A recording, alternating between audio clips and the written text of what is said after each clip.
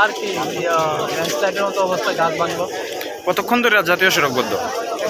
আমি সকালবেলায় দুইবারে নাকি দীর্ঘ 3 থেকে 4 ঘন্টা জাতীয় সড়ক বদ্ধ, কি বলবেন?